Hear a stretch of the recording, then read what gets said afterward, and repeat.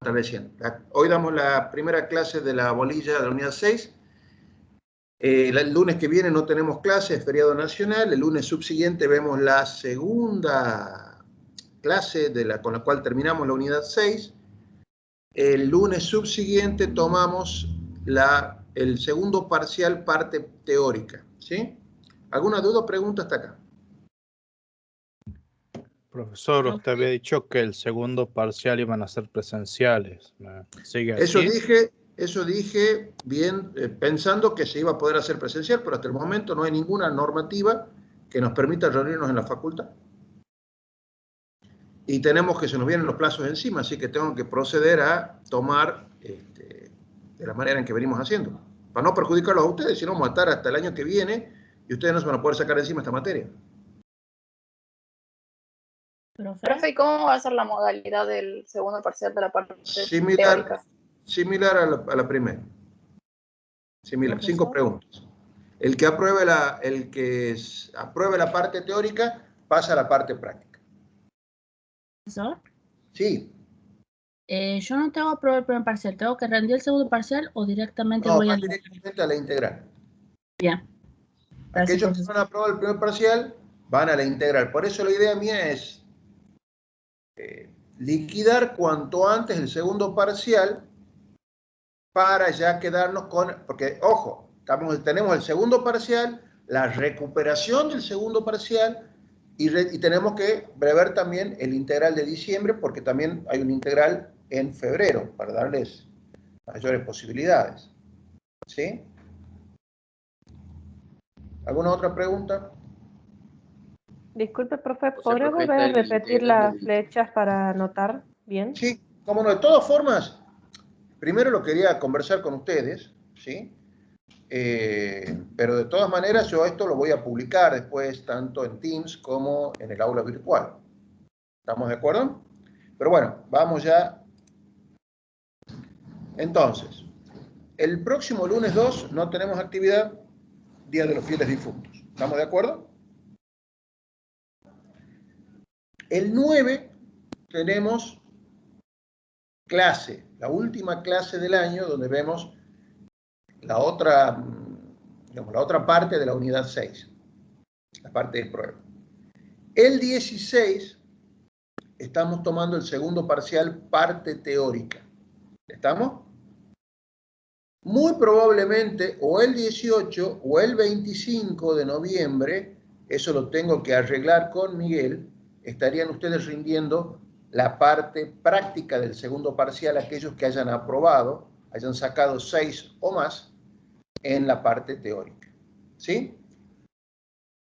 El 30 de noviembre, en principio, el lunes 30 de noviembre, estaríamos tomando el integral. Perdón, la recuperación del segundo parcial, perdón. Y la recuperación de la parte teórica y la recuperación de la parte práctica, muy probablemente sea el miércoles 2 de diciembre. Con lo cual, ahí liquidaríamos lo que sería la parte del parcial y recuperación, del segundo parcial y segunda recuperación, y ya nos quedaría ver en diciembre en qué huecos tomamos el integral. Porque tengo que ver eso que no se superponga con mesa de exámenes. Al no haber ya clases, podemos tomar cualquier día, ¿sí? Bueno, por eso ya lo vamos a ir viendo más adelante, porque en Argentina y sobre todo en Tucumán hablar de más de un mes de antelación es ciencia ficción. ¿Alguna otra pregunta? ¿El Bien. 2 de diciembre Sí. es la recuperación práctica o el integral? ¿Cómo, perdón? El 2 de diciembre ¿qué recuperación? ¿La práctica o La el integral? recuperación de la parte práctica del segundo parcial. ¿Estamos? Bien, sí. Es decir, el 30 se recupera la teoría, el 2 se recupera la práctica. ¿Estamos? Lo que está faltando definir es si el segundo parcial, la parte práctica, se rinde el 18 o el 25. Eso lo tengo que definir con Miguel, por eso no lo tengo no lo tengo dispuesto. Pero ustedes están rindiendo la parte teórica, el segundo parcial, el 16 de noviembre. ¿Sí? Porque no se olviden que el 23 es feriado. El 23 no tenemos actividad. No podemos hacer ninguna actividad. No está previsto eso en el calendario académico, el día de la soberanía de Malvinas. ¿Alguna otra pregunta? Y si llevamos el parcial al 30, ¿y cómo hacemos para tomar la recuperación y cómo hacemos después para tomar el integral y que no se superponga con las mesas de exámenes de aquellos que tengan que rendir? No hay manera. O sea que la única forma lógica y racionalmente posible es la que les acabo de señalar. ¿Alguna otra pregunta? ¿Opinión? ¿Duda? Bueno. La clase de hoy se llama verificación y validación del soft. Entramos ya en el tema de la prueba. Es un tema muy apasionante, muy lindo. Así como cuando vimos el diseño de interfaces, dijimos que es una especialidad, no es para cualquiera. Acá también decimos lo mismo, el tema de la prueba es una especialidad. Probar el soft no prueba cualquiera. Tiene que ser alguien que tenga determinadas cualidades, determinadas características. En un grupo siempre hay un criticón, siempre hay alguien, un Contreras, siempre hay alguien que sale con el domingo 7 buscando la quinta pata al gato o la mosca en la leche. Bueno, hay personas que tienen esa personalidad, que son siempre los que desentonan, los que siempre están encontrándole algún defecto a las cosas. Che, hagamos una sola mañana, no, mira si llueve. Bueno, el que está encontrando peros permanentemente es candidato ideal para integrar el equipo de prueba. Porque lo que hace falta en el equipo de prueba es que encuentren esos pelos en la leche, esa mosca en la sopa. Lo que para unos pasaría desapercibido, hay otros que tienen una habilidad espectacular para encontrar defectos, ¿sí? Aquello de la paja en el ojo ajeno, como dicen las escrituras. Bueno, el que puede encontrar defectos en los otros, ese es ideal para que integre un equipo de prueba. Bien, voy a compartir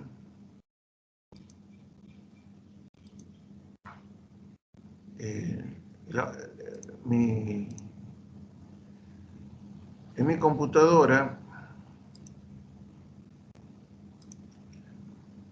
¿Ven mi aula virtual? ¿Sí o no? Sí, profesor. Sí. Bueno, sí, porque no sé si está funcionando bien, ustedes me tienen que decir si la ven.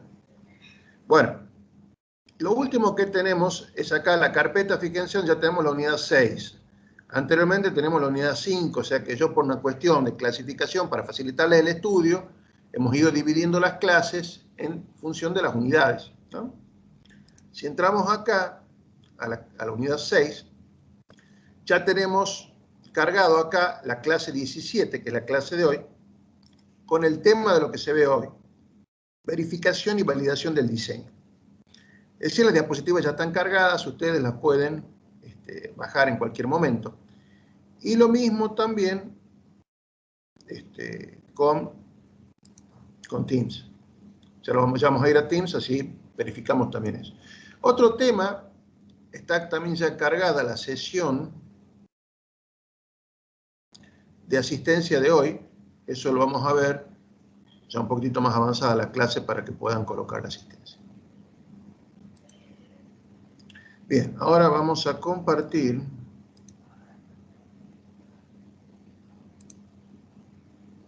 ¿Ven mi Teams? Sí, sí, se lo ve. Bueno, en los archivos de clase están todas las diapositivas en forma, bueno, cronológica. Esta que está con el solcito acá, el 17 es la última que se ha cargado, para que ustedes la puedan descargar también. El que prefiera hacerlo desde el aula virtual, el que prefiera hacerlo desde Teams, está en las dos plataformas para facilitarles también encontrar el material. Así que bueno, dicho esto, vamos a arrancar con la clase de hoy.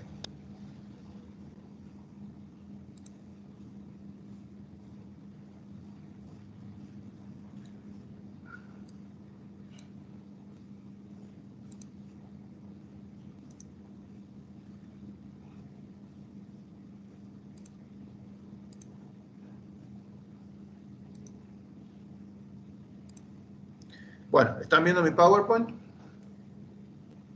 Sí, profe. Bien.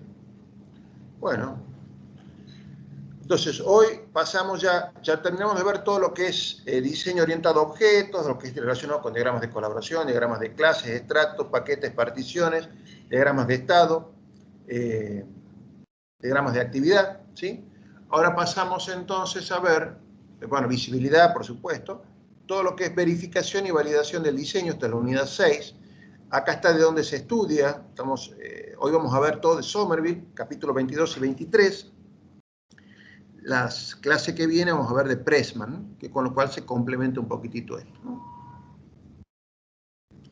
Bueno, lo que es verificación y validación del soft, del diseño, vamos a ver específicamente lo que es la prueba del soft, es lo que se denomina la prueba. Es decir, no solo basta con desarrollar el soft, con diseñarlo, pero hacer el análisis, hacer el diseño, programarlo, ponerlo a disposición del cliente, sino que también hay que probarlo al soft.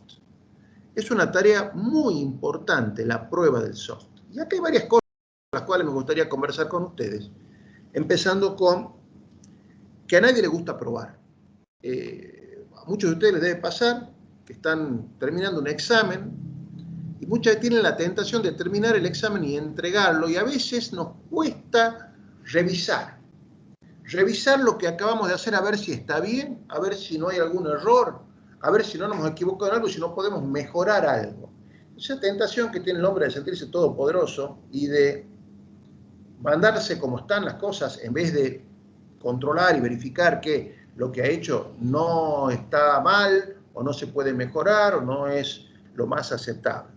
Entonces siempre corresponde revisar. Cuando ustedes están en un examen, un parcial, revisen lo que han hecho antes de entregar.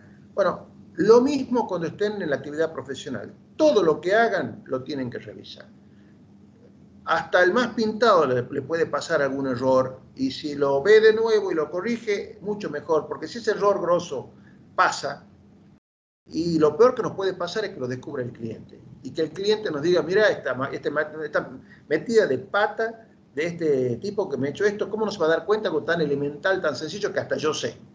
Entonces, lo peor que le puede pasar a un profesional es que el cliente descubra el error. Entonces, mejor es que los trapitos se laven en casa. Es decir, que encontremos de puertas para adentro de la organización todos los errores que podemos llegar a haber cometido. Para lo cual, nos conviene tomar a los mejores profesionales de prueba. Aquel tipo que es un contrero y que siempre está encontrando la quinta pata al gato, a ese lo tenemos que tener, pero pateando del lado nuestro. ¿Cómo va a estar pateando del lado nuestro en vez de siempre ponerle palos en la rueda, como decía el ex gobernador?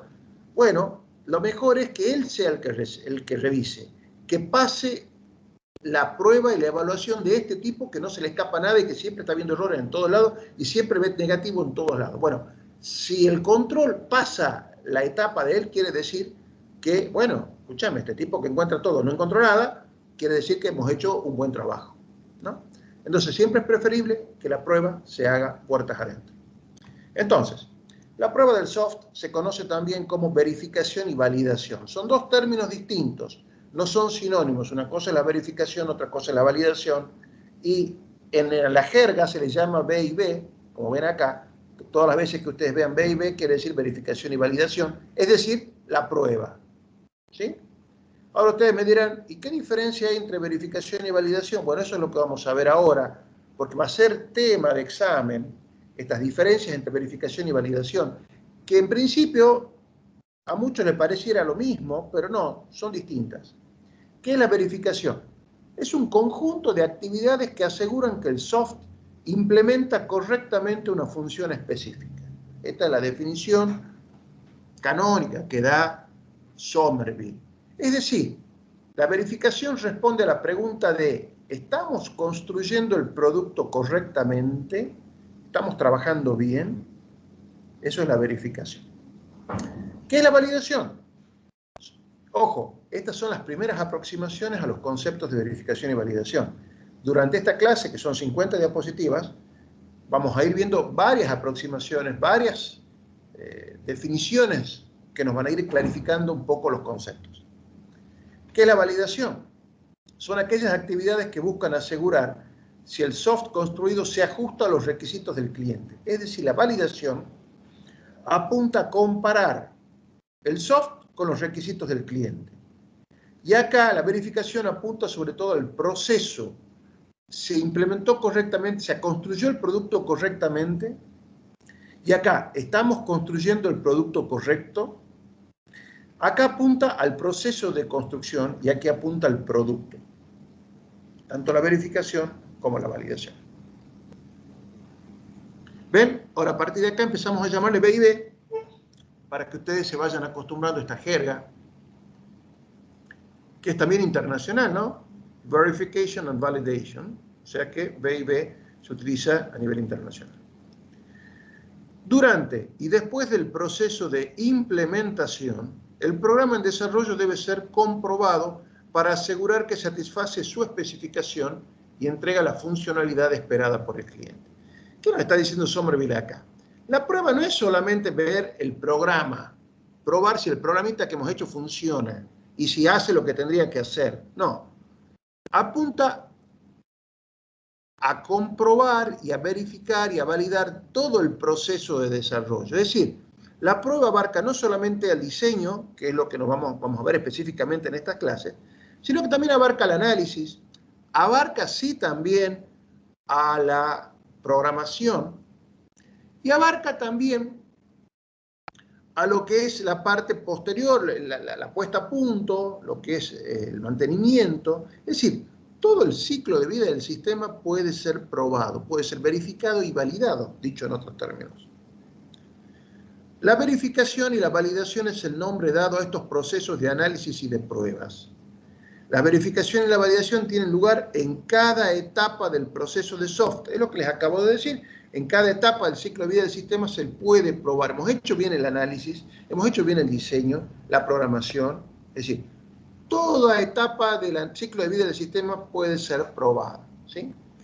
La verificación y la validación comienza con revisiones de los requerimientos y continúa con las revisiones del diseño e inspecciones del código hasta la prueba del producto. Es decir, la prueba implica verificar y validar el análisis. ¿Qué es el análisis? Dijimos los requerimientos, ¿se acuerdan? En su momento, al principio hablamos de los requerimientos. Bueno, vemos los requerimientos, se revisan los requerimientos, vemos si está bien hecho, capaz que hay requerimientos que no han sido tomados en cuenta y salen acá pueden saltar, ¿sí? ¿Por qué no? Después seguimos revisando el diseño. ¿Qué vamos a revisar del diseño? Y bueno, los diagramas de colaboración, los casos de uso real, por ejemplo, los diseños de interfaces, ¿sí? Los despliegues, que le llaman también en la parte práctica. Y también vamos a revisar los diagramas de clase, los paquetes que hemos confeccionado, las asociaciones, las relaciones de dependencia. Todo eso se revisa. Revisar si está bien hecho. Y para revisar, está bueno que revise uno lo que hizo, pero uno a veces tiende a no ver los propios errores. Entonces siempre es bueno que un tercero independiente sea el que los revise. Uno trata siempre de ser autoindulgente, es decir, autodisculparse cosas o no ver los errores o los macanazos que uno comete. Entonces siempre es bueno que un tercero sea el que corrija, el que verifique, el que valide, el que pruebe. La verificación y la validación entonces comienza con revisiones en los requerimientos, dijimos el análisis, continúa con revisiones del diseño y también inspeccionando el código, revisando el código, la programación, ¿sí? Y después probando el producto, probándolo el sistema a ver si funciona o no. Todos estos detalles que están acá los vamos a ir viendo en el transcurso de esta clase. Verificación y validación a menudo se confunden, la gente no lo sabe distinguir, para ellos todo lo mismo. Como son pruebas, verificación y validación es lo mismo. Y fíjense acá, Somerville da otra diferencia significativa e importante. La diferencia entre verificación y validación se puede plantear en estas preguntas. Validación. ¿Estamos construyendo el producto correcto? Es decir, la validación apunta al producto. ¿El producto está bien? La verificación, en cambio, ¿estamos construyendo el producto correctamente? Es decir, que acá la verificación apunta al proceso de software y la validación apunta al producto en sí. Es decir, la verificación implica comprobar que el software está de acuerdo con su especificación. Es decir, comprobar que el soft responde a lo que se ha previsto en el análisis. Acuérdense, especificación y requerimientos en Somerville son sinónimos de análisis. Eso lo hemos dicho en varias oportunidades en este curso, ¿sí? Hay que ver entonces si el soft satisface los requerimientos funcionales y no funcionales que habíamos previsto en el análisis. Es decir, si lo hemos construido correctamente al producto para que respete las especificaciones y requerimientos funcionales y no funcionales. ¿Se entiende hasta acá? Sí, se entiende, profe. La Bien. validación sería ver si estamos haciendo lo que nos piden, y la verificación sería si eso funciona bien. Sí, está muy bien lo que dijiste, sí. Bien, la validación es un proceso más general, no apunta a la validación tanto al análisis, a los requerimientos, como hemos visto recién en la verificación. ¿Cuál es el objetivo de la validación? Asegurar que el sistema satisface las expectativas del cliente. Es decir, en la validación apunto a las expectativas del usuario, del cliente, ¿sí? Si hace lo que el cliente necesita y no lo que me dicen las especificaciones. Va más allá de comprobar que el sistema satisface su especificación, es decir, el análisis. Procura demostrar que el soft hace lo que el cliente necesita, espera o quiere que haga. Pues las especificaciones del sistema no siempre reflejan los deseos o necesidades reales de los usuarios. Si yo acá me tengo que sumergir más en la mentalidad del usuario, en la psiquis del usuario. ¿Es lo que realmente el usuario quiere, necesita, prevé, espera? Muchas veces lo ideal sería que estos deseos, estos anhelos del usuario estén reflejados en los requerimientos, pero no siempre es así, máxime cuando nosotros no hemos elaborado los requerimientos, sino que lo hizo un equipo de análisis que vaya a saber cómo funciona.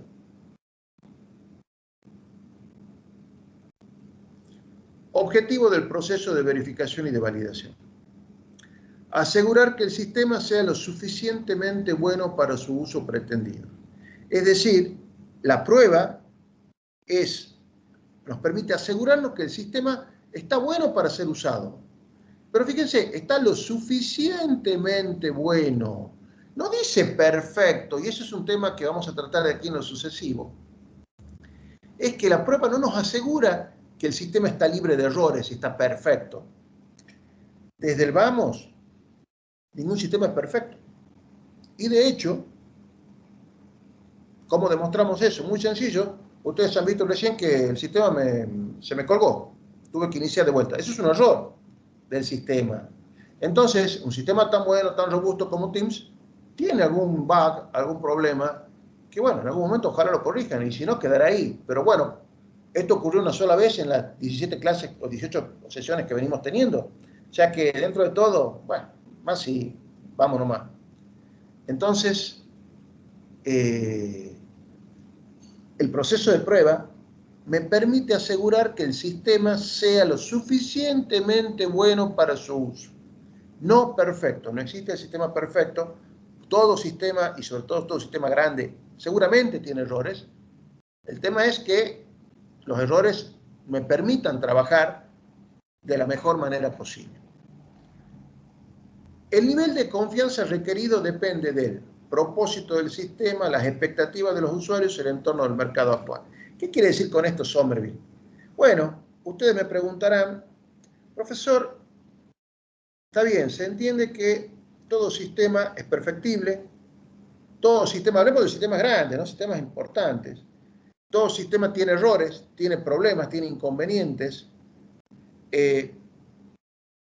¿Cuál es la medida de los errores con los cuales podemos largar un sistema al mercado?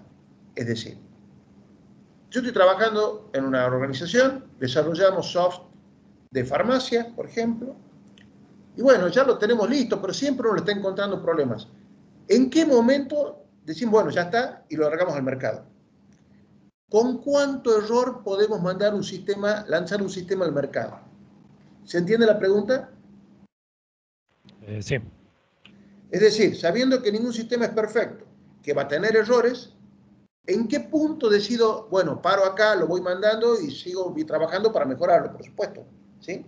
Bueno, esa es la pregunta. Entonces Somerville nos da varias pautas para decidir eso. La primera es el propósito del sistema. Bueno, va a depender del propósito del sistema en primer lugar. ¿Qué quiere decir eso? Eso quiere decir que el nivel de confianza requerido depende de cuán crítico sea el soft para una organización. Si es un sistema que es un sistema crítico, que ya hemos hablado mucho de los sistemas críticos, aquellos sistemas donde tenemos en juego salud, seguridad, salubridad, integridad y fortuna de las personas, son sistemas críticos. Bueno, si son sistemas críticos, hasta que no le encuentre ningún error, no lo puedo largar al mercado. No puedo jugarme a poner en riesgo vidas, salud, seguridad, salubridad de las personas, mandando un sistema chanta, hecho a las apuradas o sin haber cumplido con todos los controles de rigor. Entonces, mientras más controles tenga el sistema, mejor. Esos sistemas no tienen que registrar ningún tipo de error, o si tienen uno, tiene que ser pero remotísimo, ¿sí? Así que esos sistemas deben estar probados prácticamente a full. Y son los sistemas que más demoran porque se invierte mucho en prueba para asegurarnos de que el sistema está certificado de que no tiene caídas. El nivel de confianza para un soft que controla un sistema de seguridad es más alto que el requerido para un soft de demostración. Si es un simulador de vuelo, si es un sistema de piloto automático, con más razón, más vale que esté perfecto. Si es un sistema que estoy instalando en los autos autónomos, estos que se manejan solos, y bueno, no lo puedo largar si este sistema me arroja errores. Puedo matar gente. Entonces, tengo que asegurarme de que estos sistemas no tengan ese tipo de error. El segundo aspecto que tenemos que tomar en cuenta para ver con cuánto error los podemos liberar a los sistemas al mercado son las expectativas del usuario. O sea, lo primero es el propósito del sistema. Si son sistemas críticos, papá, no lo largo hasta que no me da ningún error y esté certificado de que sea así. Segundo, expectativas del usuario. ¿Qué quiere decir? Muchos usuarios tienen pocas expectativas sobre su soft y no se sorprenden cuando este falla.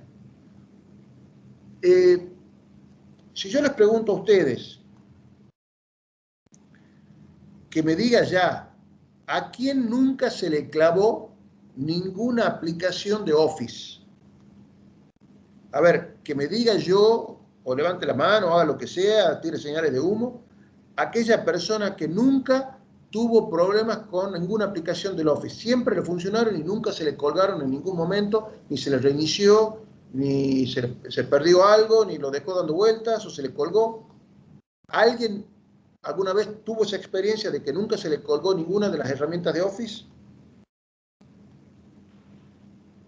Yo no sé si será porque no las uso mucho, pero creo que no me pasó algún error muy grave de perder datos. Será porque no la usás.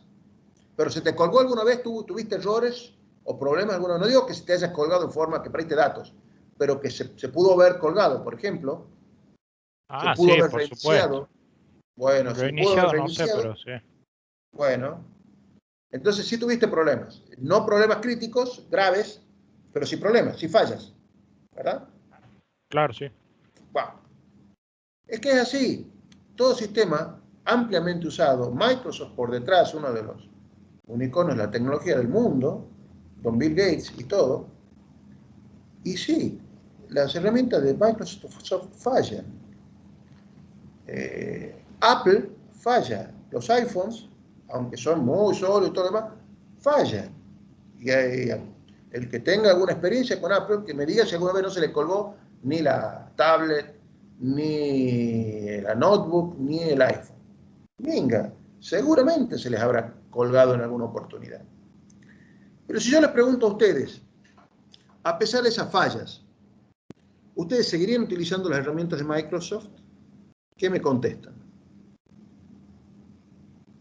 Y sí, profesor, porque usamos para hacer, bueno, acá en Teams, por ejemplo, necesitamos, porque es de paquete Office también, para tener las clases virtuales. Perfecto, lo dijiste muy claramente, y es lo que mismo que señala Somerville. Dice, no existe el sistema sin fallas, van a tener fallas los sistemas, hay que acostumbrarse a eso, pero el problema es a qué nivel de fallas van a tener los sistemas. Porque uno dice, bueno, el Office, ¿se cuelga? ¿Tiene fallas? Sí, tiene fallas, se cuelga, se reinicia. A veces son críticas, pocas veces, pero la mayoría de las veces, bueno, uno puede sobrevivir. ¿Y uno seguiría usando Office? Por supuesto. ¿Y por qué? Porque acá nos dice Sommer, fíjense en el segundo párrafo, el usuario puede aceptar las fallas cuando los beneficios de su uso son mayores que sus desventajas. Y ahí está la explicación que vos me querías dar recién. Vos vas a seguir usando, ¿por qué? Y porque, bueno, se clava y se falla una vez cada tanto, pero bueno, todas las otras veces no, y si los pongo en la balanza y gano más usándolo que dejándolo. Si lo dejo de usar, ¿qué uso? Primero. Y segundo, si lo dejo de usar y me jorobo yo porque no tengo cómo solucionar cosas que sí las podría solucionar utilizando Office, por ejemplo. Entonces, lo mismo ocurre con cualquier usuario.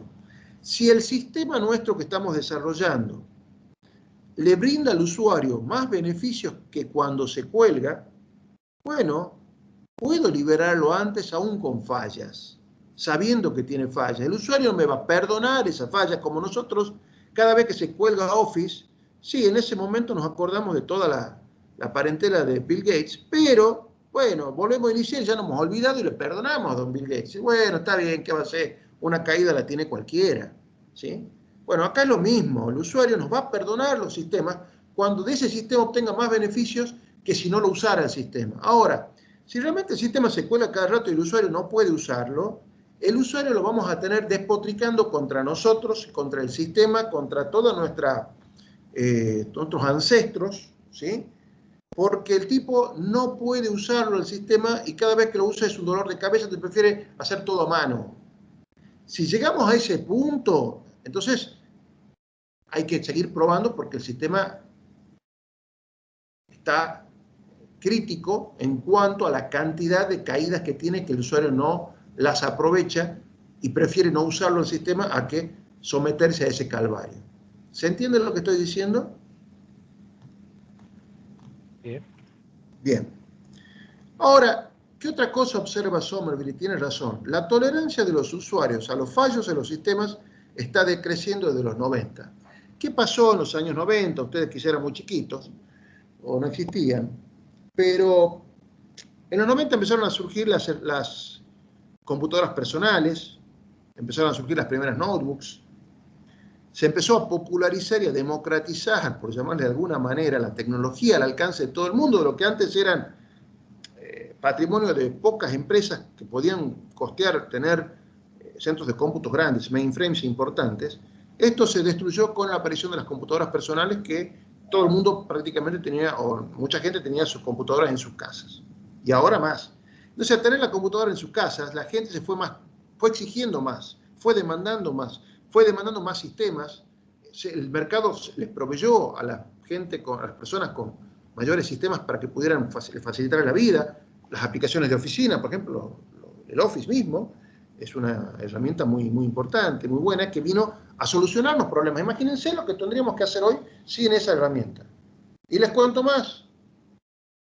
Cuando yo me recibí en la facultad, no existía el Office. Yo cursé toda la universidad sin Office, por ejemplo. Entonces, bueno, imagínense ustedes que no se podrían concebir haber pasado el primer año sin esa herramienta. Bueno, quiere decir que a medida que pasan los años, el usuario se vuelve más demandante y más intolerante a los procesos y a los desarrollos imperfectos. Quiere cosas más, quiere más y quiere mejor. Quiere más calidad. Si yo les contara a ustedes que las primeras aplicaciones de Office, el Word, cuando recién surgió, eran tremendas y las caídas eran brutales y se perdía todo lo que uno venía trabajando. Hoy por hoy más o menos va conservándose cada tanto mediante autoguardados. En esa época no existía el autoguardado y si se me cortaba la luz o se me colgaba el sistema, perdía todo. Si yo no me acordaba de guardar antes, que era muchas veces, a veces uno se olvidaba. Bueno, el usuario ahora es más demandante, con lo cual eso quiere decir que ojo con lo que mandan al mercado si viene con muchos errores. El usuario va a despotricar porque no está acostumbrado a que los sistemas vengan con tantos errores. Puede tolerar fallas eventuales, esporádicas, no fallas consistentes y permanentes. Actualmente, y relacionado con eso, nos dice Somerville, es menos aceptable entregar sistemas no confiables, por lo que las compañías de soft deben invertir más esfuerzo en verificar y validar. ¿Qué nos está queriendo decir acá Somerville? Damas y caballeros, hay un gran mercado. ¿Qué es ese gran mercado? El mercado de la prueba, de la verificación y la validación, y eso también dicho para ustedes, es decir, ustedes me dirán, profesor, mire, ¿qué voy a hacer yo el día de mañana? Sí, está bien esto del análisis, el diseño, la programación, pero no hay ninguna de esas me gusta. Si yo sentarme a crear, a hablar con el usuario, a programar, a diseñar esos diagramas de colaboración, me dan náuseas, los de clases más, y yo no me siento programando. La verdad que me gusta todo esto, pero no. ¿Y vos qué sos? ¿Qué te gusta? No, a mí me gusta, yo soy crítico de arte, soy como el dibujito de Ratatouille, es el crítico de la cocina, ¿no? Que se sienta y critica la comida ajena. De eso sí me encanta, me gusta criticar los errores ajenos. Pero la verdad que yo crear no sirvo, no me gusta. No soy creativo, soy criticón. Bueno, el criticón, el que no le gusta crear, el que le gusta revolver en la paja, en el ojo ajeno, es ideal para esto. Y esto se paga muy bien y hay una gran demanda mundial de lo que es la verificación y la validación. Es decir, el ponerse a revisar lo que han hecho los otros y encontrarle los errores. Esto hay una gran demanda porque ningún soft de envergadura y de empresas importantes se lanza al mercado si no está bien probado. Y mientras más detallista, mientras más puntilloso sea el probador, el verificador, el validador, mejor imagen va a tener y mejor se puede cotizar. Porque encuentra errores que no encuentra nadie. Y ponen jaque a todo el mundo. Bueno, esos tipos son muy valiosos y aquellos que quieran dedicarse a eso tienen por delante todo un mercado que se les abre a nivel internacional, no solamente acá, ¿no? Y hoy que todo se hace online, hasta desde acá pueden estar controlando procesos, verificando procesos que se han hecho en Hawái o donde fuere. Bueno, el tercer aspecto que tienen que considerar a los fines de saber hasta qué punto lanzo al mercado un soft con errores es el entorno del mercado. Esto es muy interesante porque cuando un sistema se comercializa, dice Somerville, los vendedores tienen que tener en cuenta la competencia, es decir, el precio que los clientes están dispuestos a pagar por el sistema y la agenda requerida para entregar el sistema. ¿Eso qué quiere decir? Bueno, yo estoy desarrollando un sistema que me permite, invento cualquier estupidez, ¿no?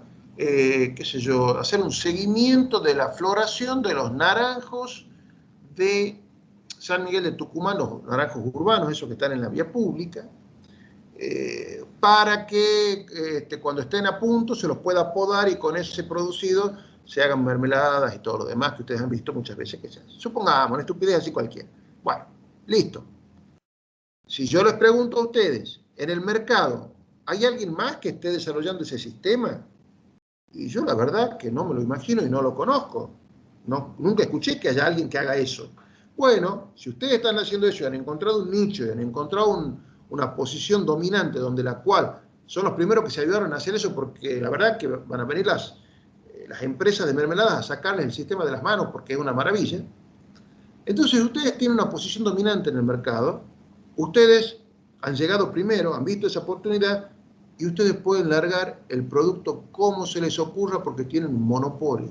Es decir, que si el sistema tiene un montón de errores y bueno, son los únicos, el cliente se la tiene que comer y se los va a tener que comprar al precio que ustedes digan.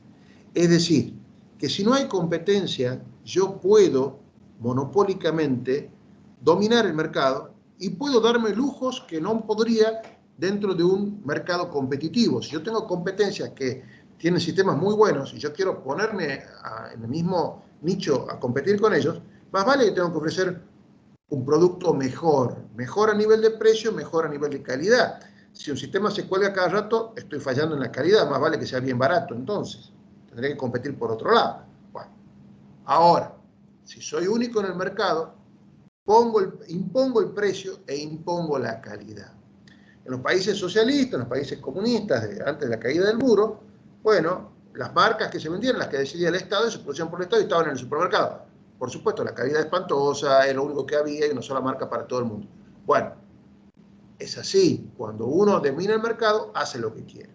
Entonces, dice Somerville, si hay pocos competidores, se puede entregar un programa antes de haber sido completamente probado y depurado para ser el primero en el mercado.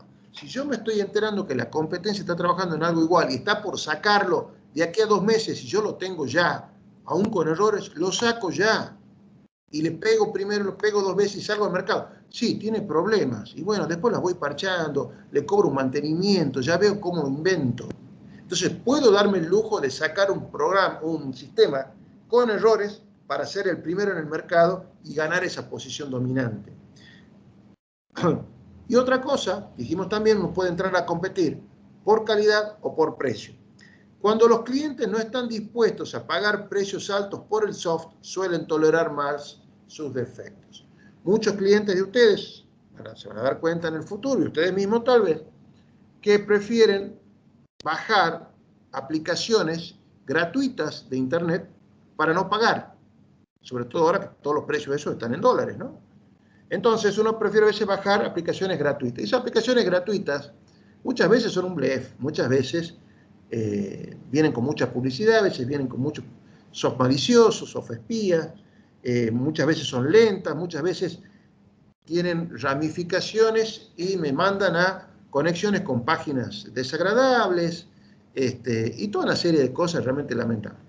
Bueno, pero ¿cuál es el consuelo? Y bueno, lo barato sale caro. Es decir, bueno, ¿querés barato? Tenés todos estos problemas que a veces cuesta. Entonces, cuando uno sabe que está pagando barato, tolera más ese tipo de circunstancias. Y bueno, le sacó barata porque no podía pagar más. Y bueno, se cuelga, hay que esperar que pase la publicidad, una serie de cosas.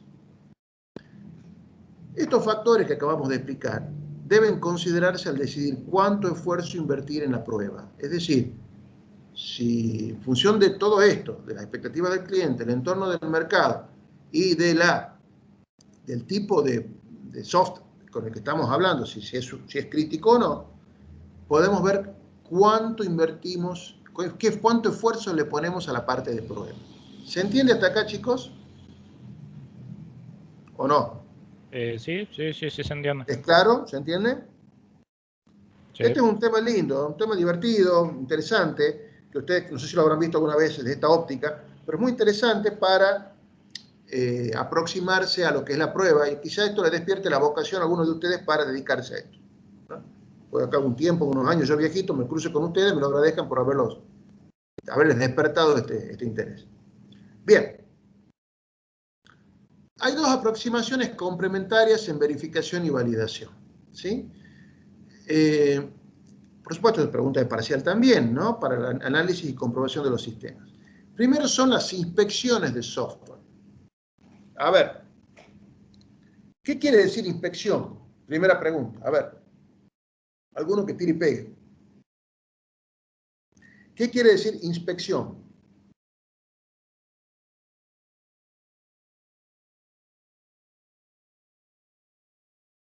Que se verifique que todo está en orden.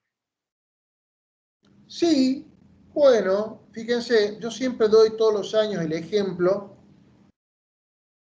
de, bueno, digo, inspección, ¿quién hace la inspección? Y bueno, la inspección la hace un inspector. Y si yo a ustedes les pregunto qué inspector conocen, y la mayoría me va a decir, y bueno, nosotros conocemos los inspectores de tránsito, por ejemplo. ¿Qué hace el inspector de tránsito? Sí, inspecciona. Bueno, ¿qué quiere decir inspecciona? El inspector mira, el inspector ve, el inspector usa sus sentidos y percibe por sus sentidos. El inspector ve que hay un vehículo mal estacionado, se acerca y le hace la multa. El inspector ve el tránsito y si hay algún problema o algo está ahí, dirige el tránsito, lo agiliza un poquito, aunque muchas veces eso no es así, pero bueno, supongamos. El inspector básicamente, ¿qué es lo que hace? Usa sus sentidos, percibe por sus sentidos, mira y ve. ¿Profe? Sí. Sería como que verifique que las normas y las reglas se cumplan, ¿puede ser? Sí, es perfecto lo que vos decís, eso vamos a ver ahora más en detalle, pero yo lo que quería decir es que para inspeccionar hay que mirar, hay que ver primero. Y después verificamos todo lo que vos decís, ¿sí? Pero sin ver no se puede. Significa agarrar y ver qué es lo que han hecho, ¿sí? El inspector inspecciona, ¿qué es? Mira qué es lo que se hizo. Y ahí, fíjense, volviendo ya un poco a lo que decía Somerville y a lo que estabas aportando vos, esas inspecciones sirven para analizar y comprobar las representaciones del sistema, el documento de los requerimientos, los diagramas de diseño y el código fuente del programa. Es decir, las inspecciones de soft significan ver lo que se hizo en el análisis. ¿Qué se hizo en el análisis? Los requerimientos, por ejemplo. ¿Sí? En el diseño, ¿qué se hizo en el diseño? Los diagramas de diseño, diagramas de colaboración, diagramas de clase. ¿Qué más? Compruebo las representaciones del sistema. Puede ser también los diagramas de clase, puede ser un modelo conceptual, un modelo de dominio, etc. ¿Y qué más inspecciono? El código fuente del programa. ¿Qué es el código fuente del programa? La codificación, la programación. A ver, ¿qué has programado? Mostrame qué es lo que se programó. Entonces, las inspecciones de soft consisten en mirar los distintos artefactos de soft que se han elaborado desde el análisis hasta la programación. Mirar, ¿sí? Comprobar, analizar, mirarlas, no solamente mirarlas, sino analizarlas, desmenuzarlas, fijarse en el detalle y comprobarlas. ¿Qué quiere decir? Ahí sí, contrastarlas contra lo que debería ser y ver si se comprueba lo que debería ser. Pueden usarse inspecciones en todas las etapas del proceso. Se pueden complementar con algún análisis automático del código fuente. Esto lo vamos a ver enseguida, porque por lo general las inspecciones son manuales, es decir, se hacen con un profesional o más profesionales revisando lo que se ha hecho. Reviso los artefactos de análisis, los requerimientos, reviso el caso de uso, reviso el diagrama de secuencia, los contratos, es decir, revisar los artefactos, ¿sí? Reviso los diagramas de colaboración, el caso de uso real, los diagramas de clases, los paquetes, las asociaciones, las relaciones de dependencia, la visibilidad, es decir, todo lo que hemos venido enseñando lo reviso a ver si está bien hecho, ¿sí? Eso se hace prácticamente a mano, artefacto por artefacto, con una persona revisándolos en todo momento. Pero también lo puedo hacer automáticamente y sobre todo hay analizadores automáticos del código fuente que me permiten analizar el programa, lo que se ha programado y encontrar errores más rápido que lo que se haría manualmente. Hay análisis automáticos que son muy útiles, que lo vamos a ver enseguida. Las inspecciones de soft y los análisis automáticos son técnicas de prueba o de verificación y validación estáticas, les llama Somerville. Y ustedes me dirán, ¿por qué estáticas? Si acá tengo un análisis automático que corre. No, un momentito, se llaman estáticas porque no necesitan ejecutar el soft programado en la computadora. Es decir, los análisis estáticos son aquellos que no ejecutan el soft. Estos directamente son inspecciones más análisis automáticos del soft, pero no estoy ejecutando el soft en la computadora. Y en segundo lugar, lo primero en las inspecciones, la segunda aproximación complementaria en lo que es la verificación y la validación, son las pruebas del soft. ¿Qué son las pruebas del soft? Implican ejecutar una implementación del soft con datos de prueba. Acá sí, esta es una técnica de prueba dinámica. ¿Por qué? Porque estoy ejecutando el soft y me fijo si los resultados que arroja el soft son los que debería. Entonces, examina las salidas del soft y su entorno operacional para comprobar que funciona tal y como se requiere. Las pruebas son una técnica dinámica de verificación y validación. A diferencia de estas que son estáticas, las inspecciones, las pruebas son dinámicas porque aquí sí estoy ejecutando el soft y estoy controlando los resultados que me arroja el soft ejecutado. Entonces acá en este gráfico que nos arma Somerville, fíjense, tenemos acá en el medio el ciclo de vida del sistema prácticamente, el análisis, que son las especificaciones de los requerimientos. Estos tres que están en el medio son el diseño, que Somerville lo particionó, pero bueno, podemos tomarlo como un solo cuadro. Diseño de alto nivel, especificación formal o diseño detallado. Todo esto es el diseño, no aportan más en nada. Y por último, la programación o la codificación, ¿sí? Entonces, fíjense, inspecciones de software. ¿Qué inspecciono? Sí. Inspecciono el análisis, inspecciono todo el diseño e inspecciono el programa. Veo y controlo manualmente lo que se ha hecho. Esto que está acá son técnicas estáticas. Ahora, una vez que tengo el programa, yo con el análisis elaboro un prototipo, corro unas pruebas acá, corro en el prototipo y me fijo en esta prueba de programas si lo que salió del programa coincide con lo que se emanó del prototipo, y si hay diferencias, quiere decir que hay un error. Entonces, las pruebas únicamente se aplican cuando tengo el programa ejecutable, ¿sí? Las inspecciones, desde el análisis mismo puedo inspeccionar hasta el final.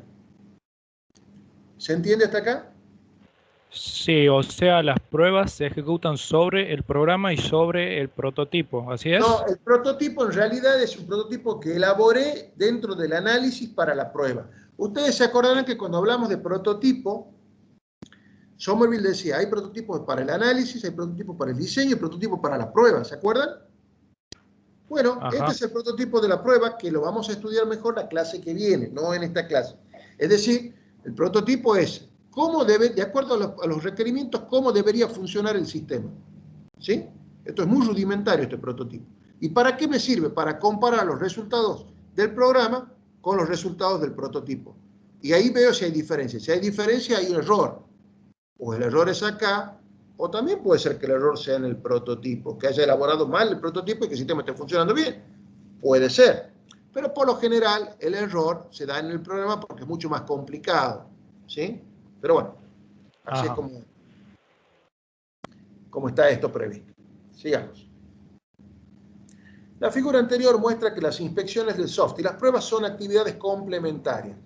Eso sí es un tema importante que señala Somerville y tiene razón. No es que si hago las pruebas de programa no conviene hacer estas, ¿sí?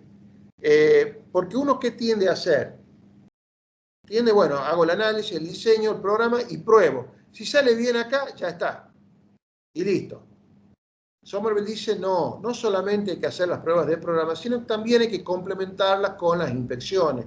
Son dos caras de una misma moneda, porque las pruebas de inspecciones me encuentran errores que acá no salen y que nunca me voy a dar cuenta, pero que me van a saltar después en algún momento. Entonces es bueno invertir también en las inspecciones. Se pueden utilizar inspecciones de software en todas las etapas del proceso de desarrollo. Como ustedes están viendo acá, las inspecciones son en todas las etapas del ciclo de vida del sistema, como estamos acostumbrados nosotros también a llamarlo. Las revisiones de los requerimientos y del diseño son las principales técnicas de detección de errores en el diseño y en la especificación. Entonces, ¿qué me dice Somerville? Este método de prueba es el principal recolector de errores en el análisis y en el diseño. Pues claro, porque si al programa le hago la prueba de programas, ya lo he probado de alguna manera con esto. Pero todas estas otras etapas del ciclo de vida del sistema, la única manera de probarlas es mediante las inspecciones del software. ¿Se entiende hasta acá? Entonces, análisis y diseño, la única manera de cómo los pruebo, cómo verifico y valido, mediante inspecciones. Es decir, revisar lo que han hecho los analistas y los diseñadores viendo los artefactos, ver los artefactos. Prueba. Solo puede probarse un sistema cuando está disponible un prototipo o una versión ejecutable del programa. Entonces, ¿qué me dice acá Somerville? Esta prueba de programas, ¿cuándo se puede hacer? Cuando esto está listo y cuando esto está listo. Porque tengo que cotejar esto con esto. Si no, ¿contra qué lo voy a comprobar? ¿Sí? Si yo sé que con determinadas entradas tengo que tener una cierta salida, bueno, para verificar si esa salida es la correcta, la salida del programa es correcta, tengo que contrastarla con la del prototipo. Entonces, a diferencia de las inspecciones que yo las puedo ir haciendo a medida que se van desarrollando, la prueba de programas, tengo que tener un programa más o menos ejecutable y tengo que tener un prototipo para poder contrastar. Es decir, que esta prueba llega al final. Esta otra se va haciendo a medida que voy avanzando en las etapas del ciclo de vida del sistema.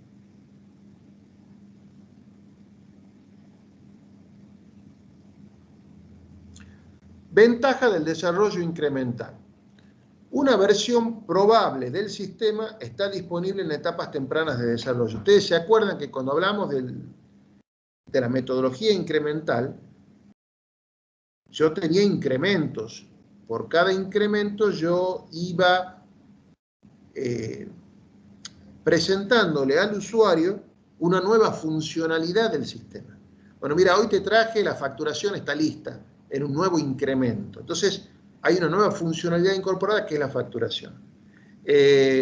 Al mes siguiente vengo con otro incremento. Acá está la liquidación de sueldos ya lista en este otro incremento. Entonces ya en ese nuevo incremento tengo otra funcionalidad. Entonces, ¿qué ventajas tengo mediante el desarrollo incremental? Que yo puedo ir realizando esta prueba. ¿Por qué? Porque con cada incremento tengo un programa operativo funcionable parcialmente. Es decir, que yo puedo ir probando esto a medida que voy avanzando con los incrementos que le entrego al cliente. ¿Se entiende lo que estamos diciendo? Es decir,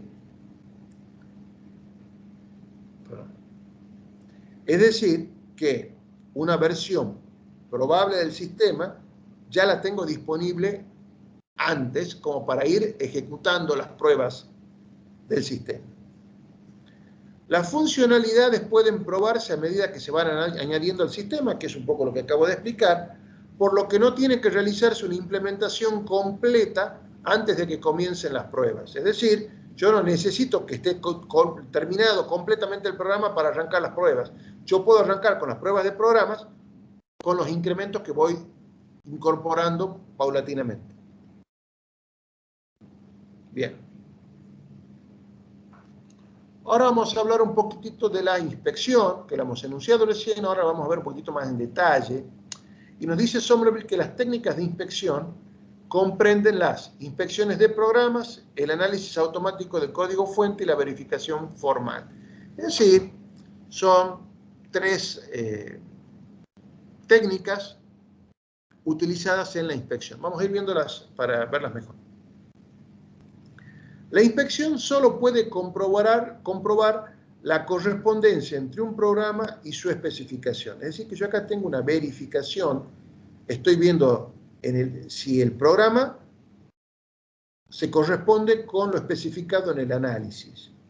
Entonces, yo inspecciono un programa, veo si lo que hace el programa es lo que está especificado. Entonces, ahí estoy haciendo una verificación, ¿sí? Acuérdense, verificación era cómo estoy construyendo el programa de acuerdo a lo especificado, no de acuerdo a la validación que eran las expectativas del cliente, ¿no? Entonces, acuérdense que son dos aspectos distintos.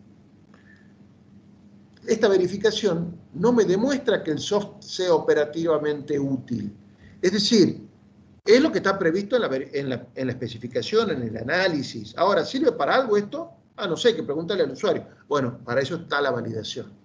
O sea, la verificación no me responde si sirve o no el soft, si es bueno o no el soft y si le es útil o no al usuario este soft, sino que si este soft, este programa, se corresponde a lo que estaba previsto en el análisis. Es lo único que me puede responder esta inspección.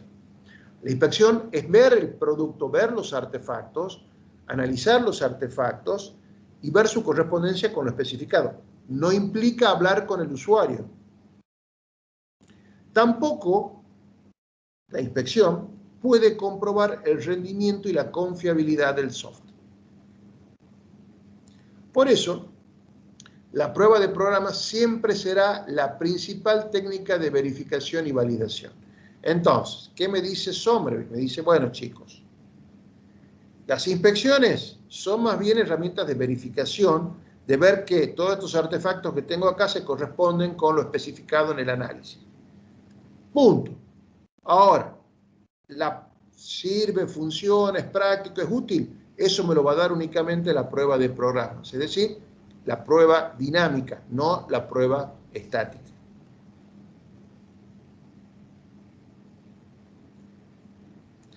Las pruebas, hablando ya un poquito de las pruebas, implican ejecutar el programa utilizando datos similares a los reales. Es decir, implica utilizar datos de prueba y comprobar con los que me tendrían que arrojar según el prototipo.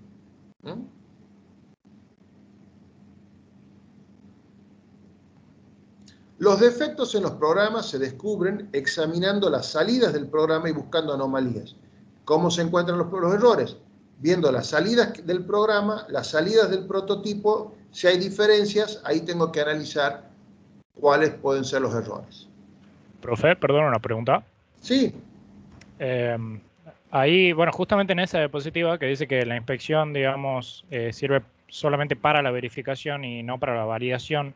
Sí. Lo que le quería preguntar, las pruebas sí sirven para ambas, digamos. Esa sería una de las diferencias entre pruebas e inspección. Bueno. Lo que pasa es que yo con las pruebas después tengo que agarrar al usuario. Porque me da el resultado, tengo que agarrar al usuario y decirle, che, mirá, salió esto es lo que te sirve. ¿Me explico? Claro, sí se explica. Bien. Pero digamos que también nos permiten hacer, digamos, validación. Sí. Claro. Es decir, es tanto para la verificación como para la validación. Sin ello no puedo validar. ¿Sí?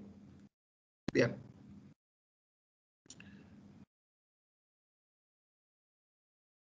Hay dos tipos de pruebas de programas que se pueden utilizar durante el proceso de software. Unas son pruebas de validación, y ahí estamos ya un poco con lo que vos querías preguntar, ¿no? Para demostrar que el software es el que el cliente quiere y que satisface sus requerimientos, ¿sí? En estos casos podemos utilizar pruebas estadísticas para probar el rendimiento y confiabilidad de los programas y comprobar cómo trabaja el sistema bajo determinadas condiciones. Entonces se utilizan, hay algunas organizaciones que se dedican a pruebas, tienen estadísticas sobre el rendimiento, sobre la confiabilidad de distintos tipos de sistemas y se utilizan eso para comprobar, para contrastarlos con los resultados que tenemos en nuestra prueba si está dentro de la estadística. Pero acá las pruebas de validación entonces me sirven para demostrar que lo importante, que el software es el que el cliente quiere y que satisface sus requerimientos. Es decir, superada las pruebas de validación, obtengo que son las pruebas que el cliente quiere y que satisfacen sus requerimientos. No estoy hablando del análisis, estamos hablando del cliente. Por lo tanto, acá tenemos una validación, ¿no? Y tenemos también las pruebas de defectos, que intentan revelar defectos en el sistema en vez de simular su uso operacional. Las pruebas de defectos no buscan que el software sea el que el cliente quiere o necesita. Las pruebas de defectos buscan hacerlo caer al sistema, buscan romper el sistema. Es decir, el objetivo de estas pruebas no es que el sistema funcione bien y que responda al cliente, no. Es hallar inconsistencias entre un programa y su especificación. Es agarrar el sistema y agarrar los palos del sistema para que salte por algún lado y ver cuáles son los límites del sistema, las inconsistencias que surgen del sistema. Es decir, una prueba de defecto exitosa es cuando lo hago saltar al sistema. Si fallan las pruebas de validación, encontraremos defectos en el sistema. Es decir, si falla esto, voy a encontrar fallas por algún defecto. Si fallan las pruebas de defecto, demostramos que el sistema satisface sus requerimientos. ¿Estamos?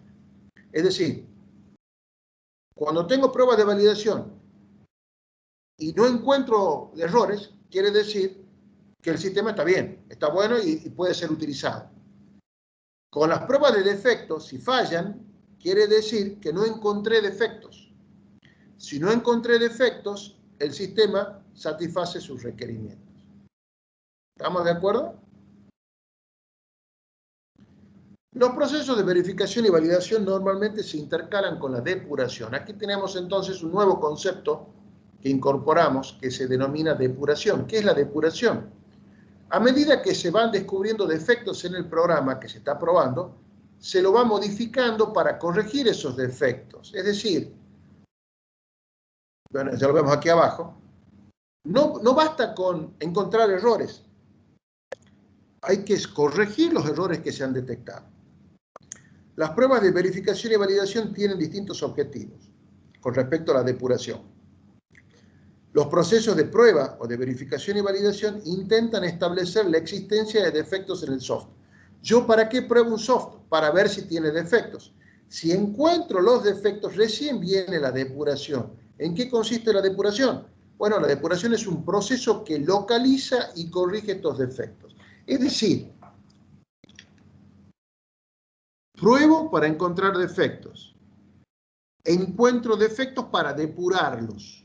Es decir, pruebo para encontrar errores. Esos errores los tengo que detectar, ver dónde están y corregirlos. En los procesos de prueba es relativamente sencillo encontrar errores, encontrar fallas. Encuentro fallas porque esto no da. El tema fundamental es la depuración, es decir, ¿de dónde vienen estos errores? Porque yo capaz que lo encontré acá, este error, y que viene arrastrado desde hace miles de líneas para adelante, para atrás, y que no sé dónde está. Es como buscar una aguja en el pajar. Bueno, esa depuración es un proceso complicado, lento, costoso, que implica encontrar dónde está el error y corregirlo, subsanarlo para que no vuelva a ocurrir. Y muchas veces cuando yo subsano, depuro un error, me salta otro error. Entonces, hay que tener mucho cuidado con esto de la depuración. Y otra cosa que también vamos a ver en la clase que viene, y que tiene que ver con esto, es el equipo de prueba y detecta errores. Nada más. Se limita a detectar errores, a buscar la paja en el ojo ajeno y señalarla. Ahí tiene una paja el ojo ajeno. O pasa tal cosa, hay este error, este error, no da. Listo, punto. No hace más que eso el equipo. Y le pasa la pelota nuevamente al equipo desarrollador. El desarrollador tiene que encontrarlo de dónde viene ese error. No es función del equipo de verificación y validación decir de dónde viene el error, sino que lo ha encontrado al error y señalar cuál es, para que el mismo grupo de desarrollo lo depure. Es decir, que encuentre dónde está el error y lo corrija. El equipo de verificación y validación tiene prohibido meter mano en el sistema. Solamente encuentra la mancha, encuentra la mosca en la leche, no se pone a sacarla la mosca de la leche. Eso lo hace el equipo de desarrollo. ¿Para qué? Muy sencillo, porque si llega a haber algún problema o algo, que sea responsable el mismo equipo de desarrollo para que después no se escude diciendo, no, hayan metido mano los de prueba, me arruinó todo el sistema, yo qué sé, y se lave las manos. Así que, ¿se entiende entonces cómo funciona esto, verdad? Sí, profesor. Sí, profesor. Bien. No hay un método sencillo para depurar programas. La depuración, chicos, es horrorosa. Es tediosa, línea por línea, hasta que aparezca el error, que a veces no aparece nunca. Es desesperante, hay que tener mucha paciencia en esto. Entonces, no es para nerviosos, no es para ansiosos, es para gente con mucha pasta, con mucha calma, para que pueda sentarse y hacerlo esto en forma muy minuciosa. Una forma de ayudar a depurar son mediante la búsqueda de patrones en las salidas de las pruebas que revelen las fallas. Según el tipo de defecto hay un patrón de salida. Bueno, hay listas de errores comunes y hay pautas sobre cómo hacer para subsanarlas. Entonces, uno quizás basándose en esas listas puede facilitar un poco la depuración. Pero bueno, no hay en esto algo muy matemático, muy científico. Es sentarse y inspeccionar, revisar y encontrar el error línea por línea. Pueden detectarse por esta mecánica errores comunes de programación. Por ejemplo, se olvidó incrementar un contador, una bandera que uno se olvidó de colocar. También se buscan errores típicos, direccionamiento de punteros, variables mal direccionadas, mal inicializadas, qué sé yo. Un montón de errores que pueden llegar a ver. Y si son sistemas grandes, con más razón aún, con lo cual es más difícil encontrar los errores, más difícil depurar. Localizar los defectos en un programa no siempre es sencillo. La falla puede no estar cerca del punto donde falló el programa, lo que decíamos recién. Para localizar un defecto se pueden tener que diseñar pruebas adicionales que reproduzcan el defecto original y determinen con precisión dónde está localizado en el programa. Y es muy probable que tengamos que hacer manualmente una traza del programa línea por línea. Eso es lo que ocurre en el 90% de los casos, donde hay que manualmente hacer una traza del programa y rastrear cómo van variando las variables, valga la redundancia, línea por línea.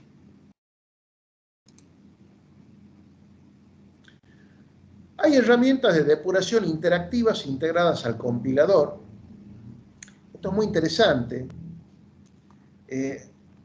Hay herramientas que ya vienen con el soft de desarrollo, con el lenguaje que estén trabajando, y permite hacer ese barrido línea por línea. Ustedes van pasando línea por línea, van apretando el cursor o el espaciador, y va avanzando el sistema línea por línea, y a medida que va línea por línea, que se les va marcando en dónde van, muestra también en la pantalla cómo van modificándose las variables del programa para que podamos rastrillar desde dónde se arrastra ese error o en qué línea surge ese inconveniente. Con ello, entonces, los compiladores tienen esta herramienta que proporciona un entorno de ejecución especializado, es lo que les estoy diciendo, permite ejecutar el programa paso por paso, y permite acceder a los valores de las variables del programa en cada línea del sistema. Se puede controlar la ejecución paso a paso del programa, sentencia por sentencia.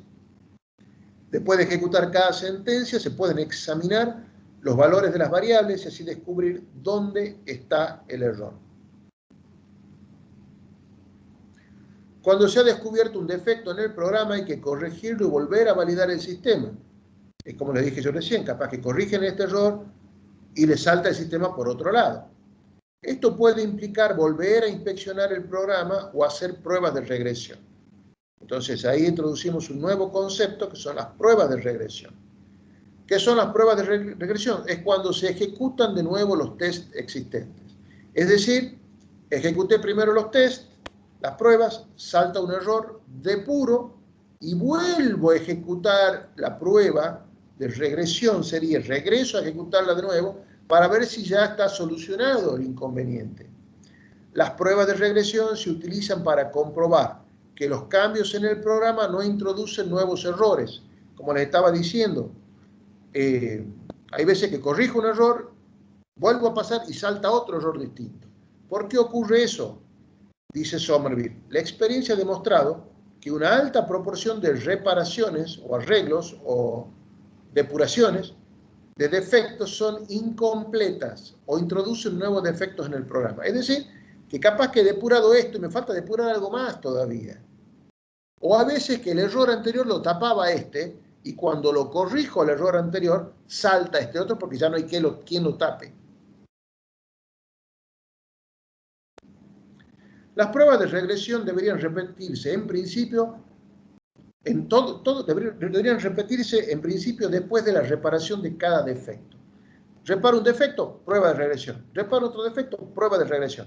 En teoría, en principio. Pero dice Somerville, en la práctica, en sistemas grandes, esto es muy caro. Dentro del plan de pruebas deben identificarse dependencias entre los componentes y las pruebas asociadas con cada componente. Entonces, ¿qué es lo que dice Somerville? Miren, si por cada depuración voy a tener que hacer pruebas de regresión, no voy a terminar más. Conviene hacer todas en paquete las correcciones e ir haciendo las pruebas por componentes. Pruebas asociadas con cada componente para que no tengan que probar todo el sistema, que va a ser muy caro. Debe establecerse una traza entre los casos de prueba y los componentes probados. Es decir, si voy a probar esto y esto, bueno, desarrollo un caso de prueba para estos componentes y no pruebo todo el sistema.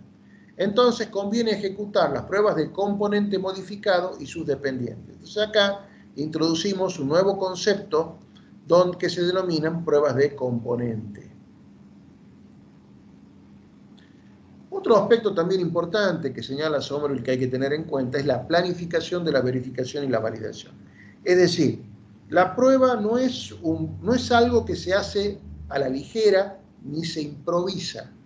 Es un proceso que se debe planificar. Debe haber un responsable de la prueba, un gerente, un jefe, que sea el que moderador, que sea el que coordine la parte de prueba y la planifique, de tal suerte que se pueda realizar sin complicaciones. Y además, ¿por qué? Porque la verificación y la validación es un proceso caro. En primer lugar, los profesionales que prueban, que validan, los criticones, los Contreras, que uno los detesta, que tienen un grupo, son muy bien pagados y son muy bien reconocidos porque saben ellos no van a encontrar errores y fallas en el sistema. Y nuevamente, siempre es 1000 veces preferible encontrar esos errores, esas fallas en casa, que las encuentre el vecino. En algunos casos, más de la mitad del presupuesto de desarrollo se invierte en verificación y validación. Esto para que tengan en cuenta aquellos que no les gusta desarrollar, no les gusta diseñar, no les gusta analizar, no les gusta probar, no les gusta la parte de interfase. Bueno, tienen acá una alternativa que es probar. ¿Qué quiere decir probar? Y bueno, meter mano y que caiga el sistema, encontrar los errores, los defectos, las fallas, ¿sí? Más de la mitad del presupuesto de desarrollo va en eso. O sea, ahí ya tienen una pauta de cuánto pueden llegar a cobrar ustedes sin tener que programar nada, sino revisar lo que han hecho los otros. Es necesaria una planificación cuidadosa para sacar el máximo provecho de las inspecciones y pruebas y controlar sus costos.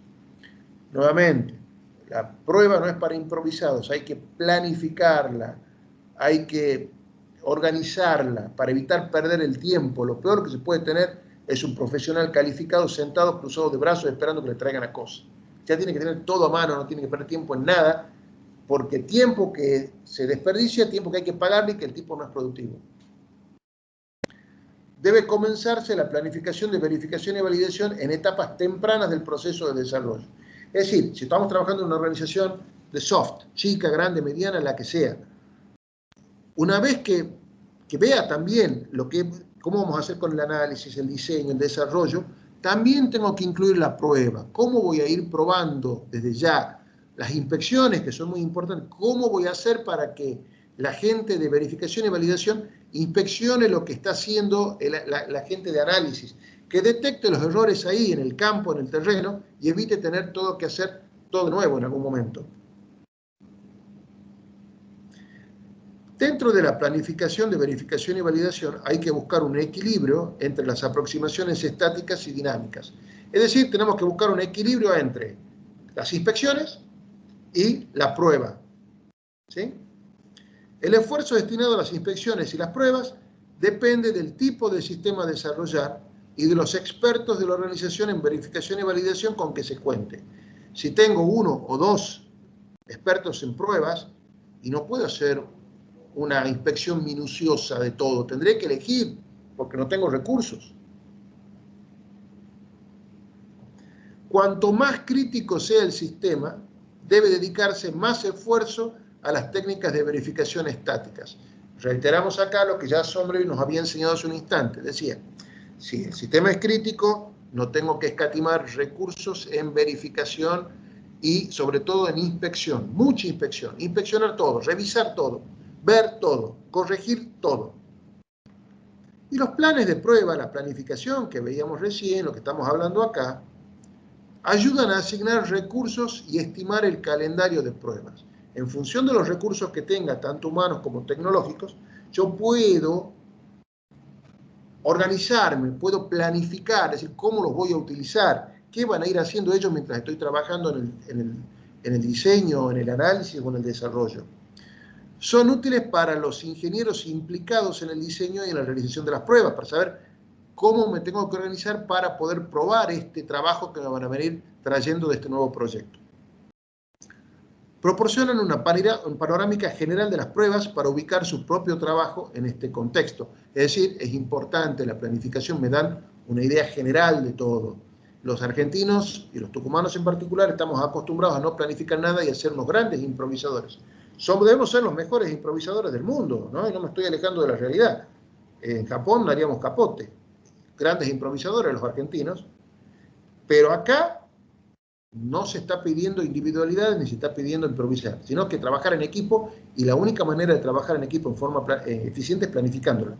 Así lo hacen los japoneses, así lo hacen los alemanes, los países civilizados, y bueno, y así nos va a nosotros, ¿no?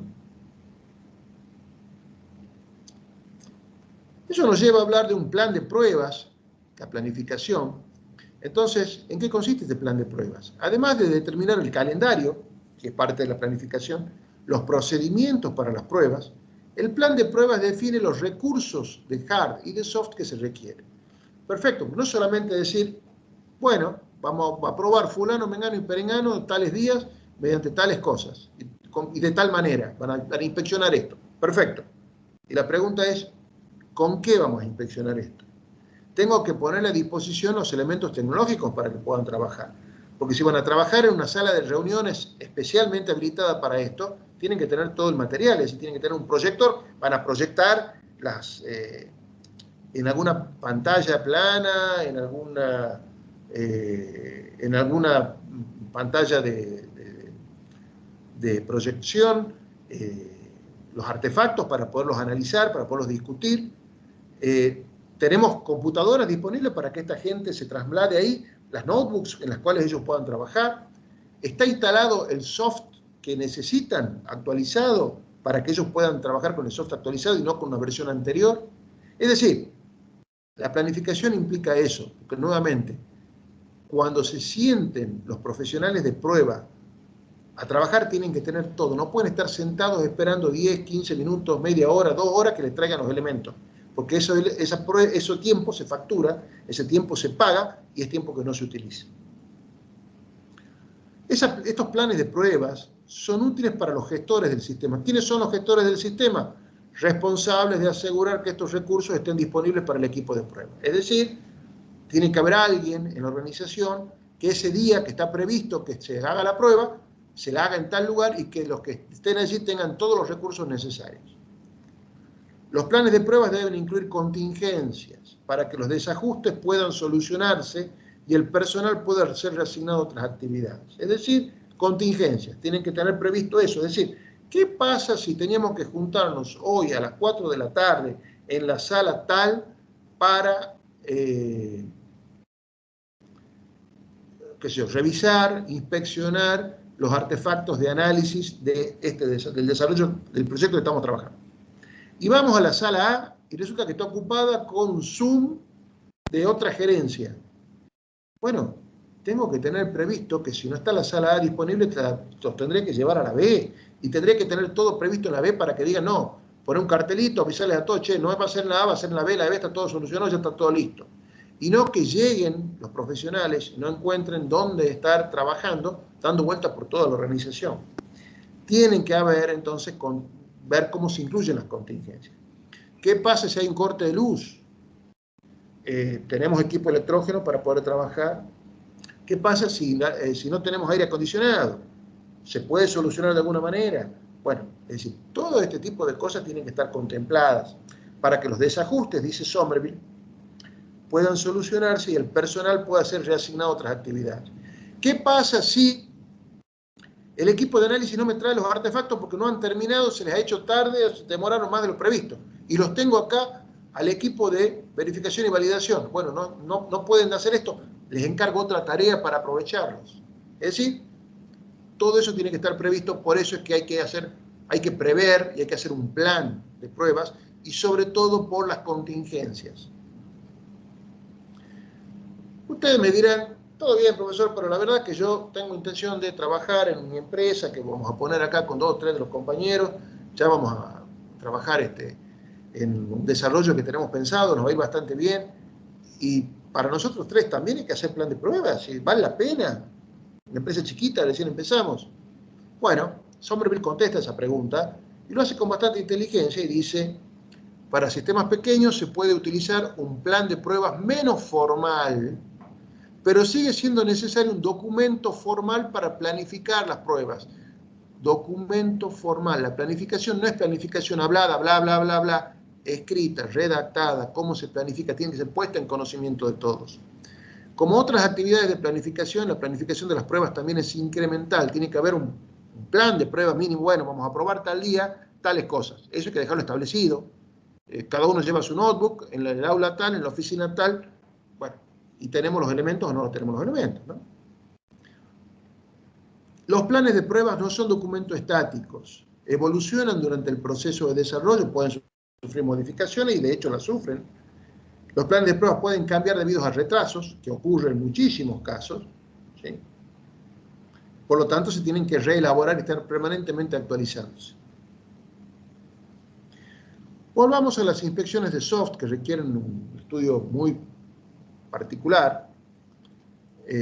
Somerville dice que son un proceso estático, ya lo vimos, donde el soft se revisa para encontrar errores, omisiones y anomalías. Se suelen centrar en el código fuente, es decir, las inspecciones básicamente se basan en la programación, pero puede inspeccionarse cualquier representación legible del soft.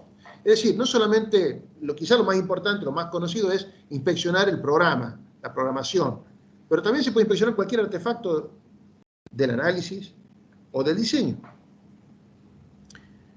¿Qué ventajas tienen las inspecciones sobre las pruebas? Nuevamente, las empresas que hacen desarrollos, los gerentes de desarrollos prefieren directamente las pruebas del software y no las inspecciones. ¿Por qué? Porque ejecutan lo que ya han desarrollado y se fijan si los resultados son o no los correctos y listo, no les importa más. Y no gastan en observadores, en inspectores molestos que hacen perder tiempo y que uno no ve los resultados concretos en los bifes. Entonces, Somerville nos dice, no, guarda, no hay que confundirse, no hay que dejar de lado las inspecciones, son muy importantes, las empresas importantes tienen inspectores y tienen tres ventajas la inspección estática sobre las pruebas dinámicas. Primero, durante las pruebas los errores pueden ocultar otros errores, un poco lo que dijimos hace un instante. Cuando se descubre un error, nunca se puede estar seguro si otras anomalías de salida son debidos a un nuevo error o son efectos laterales del error primario que hubo, el primer error originario, ¿sí? Entonces, la única manera de salir de la duda es mediante una inspección minuciosa, exhaustiva. Como la inspección es un proceso estático, ahí no hay que preocuparse por las interacciones entre los errores, porque error que se encuentra línea por línea se va subsanando, se va corrigiendo, ¿sí? En una única sesión de inspección se pueden descubrir muchísimos errores de un sistema. Claro, porque voy barriéndolo secuencialmente línea por línea y voy encontrando inconsistencias permanentemente. Entonces, a medida que las voy encontrando, las voy señalando para ser corregidas y para ser depuradas. Otra ventaja, pueden inspeccionarse versiones incompletas de un sistema sin costos adicionales. Es decir, no hace falta que esté terminado un artefacto para inspeccionar. Yo igual puedo ir empezando a inspeccionar y llego hasta donde se llegó. Y ya tengo esa parte revisada, ¿sí? En cambio, si un programa está incompleto, hay que desarrollar un software de pruebas para probar las partes disponibles, lo cual añade costos. Es decir, si el programa no está completo, la prueba va a ser también incompleta y la tengo que adaptar a lo que está terminado y dejar pendiente lo que no, y eso es un costo adicional. Tercero, además de buscar los defectos en el programa, una inspección también puede considerar otros atributos de calidad más amplios. Por ejemplo, cumplimiento con los estándares, portabilidad y mantenibilidad. Es decir, además de ver errores de lógica, de variables que están sueltas, la inspección me permite buscar más cosas, ver si el algoritmo es correcto, si no hay una forma más eficiente de hacerlo, si doy muchas vueltas para llegar a lo mismo y eso me hace perder tiempo. Entonces, mediante la inspección, puedo buscar ineficiencias, algoritmos no adecuados y estilos de programación que tornan al sistema difícil de mantener y de actualizar. La revisión estática del código es efectiva y barata a la hora de encontrar fallas en los programas. Es decir, que me permiten el mismo cómo encontrar muchos errores que de otra manera con las pruebas del sistema no los podría detectar. Revisiones y pruebas. Las revisiones y pruebas, es decir, las inspecciones y las pruebas, tienen ventajas y desventajas. Ambas deberían usarse en forma conjunta en verificación y validación. Se puede empezar la verificación y la validación con inspecciones en etapas tempranas del ciclo de desarrollo.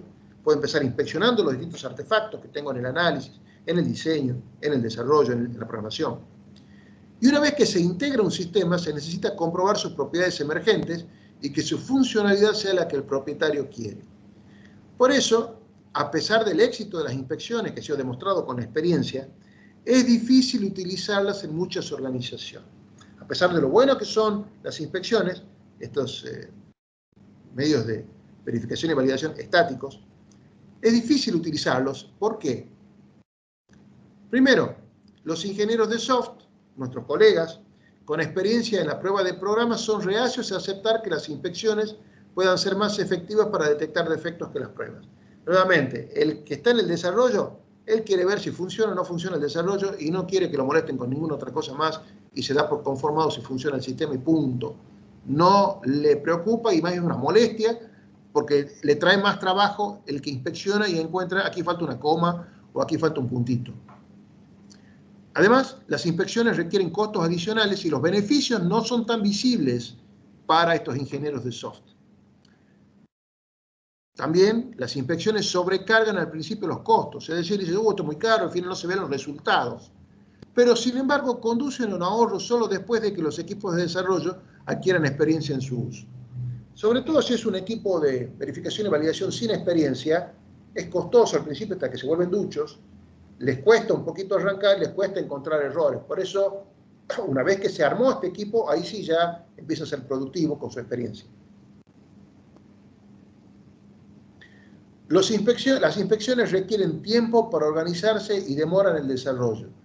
Sí, demoran el lanzamiento del producto porque hay que revisar todo esto. Y es difícil convencer a un gestor muy presionado que este tiempo se lo puede recuperar más tarde cuando debe emplear menos tiempo depurando el programa. Ahí está el tema. Lo que pasa es que hay costos ocultos que no se ven. Uno ve el costo de los inspectores y no ve el beneficio. ¿Por qué? Porque si después no lo tengo que, si igual después no tengo que corregir nada. Casualmente, no tenés que corregir nada porque te han inspeccionado todo y te han corregido todo antes. Es decir, que nos hemos ahorrado mucho dinero en depuración por tener el equipo de inspectores trabajando en forma eficiente.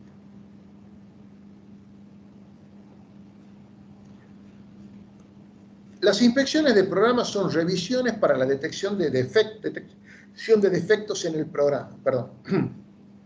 Es un método bastante utilizado de verificación de programas, especialmente en sistemas críticos. Si están trabajando en sistemas críticos, las inspecciones no son necesarias, son esenciales.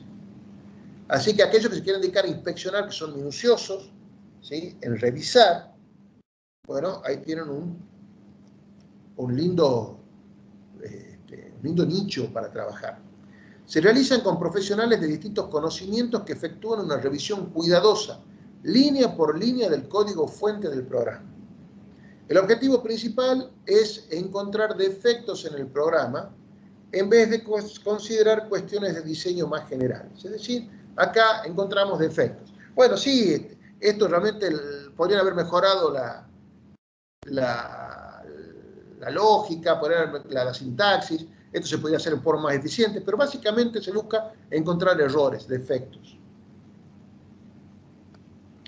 Los defectos pueden ser errores lógicos, anomalías en el código, incumplimiento de los estándares del proyecto o de la organización. La inspección de programas es un proceso formal realizado por un equipo de al menos 4 personas. Si ustedes quieren hacer una buena inspección, no menos de 4 hace falta que intervengan en esa inspección. Los miembros del equipo analizan sistemáticamente el código y señalan posibles defectos. La misma persona puede adoptar más de un rol y el tamaño del equipo puede variar de una inspección a la otra, ¿sí? En realidad, Somerville acá nos da mucho más detalle. Yo lo sinteticé un poco porque, digamos, era demasiada información y no siempre se trabaja de esa manera, ¿no? No sé si ustedes alguna vez van a trabajar, pero con que tengan una idea aproximada de cómo se inspecciona, me parece que bastaba. Antes de empezar una inspección del programa se debe, primero, tener una especificación precisa del código a inspeccionar. Es imposible inspeccionar un componente en detalle para detectar defectos sin una especificación completa. Es decir, que tengan todo el código necesario para que ustedes puedan inspeccionar del módulo donde van a estar trabajando. O sea, y que tengan además, lo tengan a la vista, que se lo pueda ver. Por eso es muy bueno trabajar con proyectores, ¿sí?, con pantallas para poder hablar, con una pizarra blanca quizás para poder anotar las observaciones, ¿no? Segundo, los miembros del equipo de inspección tienen que estar familiarizados con los estándares de la organización. ¿Qué busca la organización? ¿Qué necesita? ¿A qué apunta? ¿Sirve esto para qué? ¿sí? Es su facturación, a qué se dedica esta organización. Tienen que saber de qué se trata, no pueden ser que los miembros del equipo se sientan ahí y digan, che, ¿y para qué es esto? Tienen que ya venir a no perder el tiempo, sino a inspeccionar y no ponerse recién a estudiar de qué se trata esto. Y tercero, que todos los miembros del equipo tengan una versión compilable y actualizada del código, lo que decíamos recién, que tengan acceso en su computadora a la versión del código que están por inspeccionar. El moderador del equipo es el responsable de planificar la inspección. Tiene que haber un líder en el equipo, un moderador, que sea el que va a llevar adelante la voz cantante de la inspección. Y eso implica seleccionar un equipo de inspección, tiene que haber un equipo de inspectores, tiene que organizarse una sala de reuniones, todo eso es responsabilidad del moderador, y tiene que asegurarse que el material inspeccional y sus especificaciones estén completas y que todos los elementos del equipo tengan el material. El programa a inspeccionar se presenta al equipo de inspección, después viene un periodo de preparación individual, cada uno lo va analizando en silencio quizás, cada miembro estudia la especificación y busca defectos en el código y después se abre el debate, se dice, bueno, a ver, ¿cómo van viendo esto? Se intercambian ideas. La inspección debe ser corta, no más de 2 horas. Eso es importante. Es trabajo intelectual y de concentración muy importante. Nadie los puede molestar. Se sugiere que se apaguen los celulares, que se cierren todas las ventanas para evitar que nadie los distraiga y que se concentren en eso. Y tiene que ser intensivo. No más de 2 horas, se levantan, van a tomar un café, vuelven mañana a la hora o como fuere. Debería centrarse en la detección de defectos, cumplimiento de los estándares y la programación de baja calidad para sugerir, para señalar dónde están esos errores, ¿no? El equipo de inspección no debería sugerir cómo deben repararse estos defectos ni recomendar cambios en los componentes. El equipo de inspección inspecciona, mira y señala. Saca la tarjeta amarilla y dice, acá hay un problema. Este es el problema, como para que quede claro de qué se trata. No dice, hagan tal cosa o hagan tal otra, o esta L está mal puesta, tendría que estar. No. Señala el error. ¿Por qué no dice cómo deben repararse los defectos? Casualmente, nuevamente, para evitar el conventillo interno de que venga el equipo de desarrollo, si nosotros hemos hecho, como decía, el equipo de inspección y ahora no anda. No. Cada uno que se haga responsable de lo suyo. El equipo de inspección señale el error, lo detecte, inspeccione, y el equipo de desarrollo que sea el que depure. A continuación, el programador debe corregir, es decir, depurar los problemas identificados. Luego, el moderador debe decidir si se requiere una reinspección del código, porque capaz que el moderador ve que está corregido, que se soluciona, ¿para qué va a citar de vuelta todo el equipo para ver lo mismo? Él mismo ya decide y lo aprueba o no lo aprueba. El moderador puede decidir si que no se requiere una reinspección completa y que los defectos han sido reparados con éxito, han sido depurados. El programa entonces es aprobado por el moderador para su entrega. Durante una inspección se utiliza una lista de comprobación de errores de programación comunes. Eso también lo mencionamos hace un instante. El mismo equipo de inspección ya debe tener una lista. Bueno, sí, siempre que meten la pata acá es por tal motivo y debe estar el error en tal lugar. Entonces, con esa lista de errores, se fijan cuáles son, a dónde tienen que apuntar para ver si se han cometido esos mismos errores. Eso les simplifica mucho el trabajo y les ahorra tener que andar haciendo revisiones muy exhaustivas. Esta lista puede basarse en ejemplos de defectos comunes en una aplicación particular o hay listas de errores y de defectos armados ya en Internet que uno también las puede usar para sistemas de aplicaciones generales, ¿no? Se necesitan distintas listas de comprobación para diversos lenguajes de programación debido a que cada lenguaje tiene sus propios errores característicos. O sea, depende del lenguaje, uno tiende a meter la pata en cada lenguaje de forma distinta, entonces, bueno, tiene que haber listas para cada tipo de lenguaje.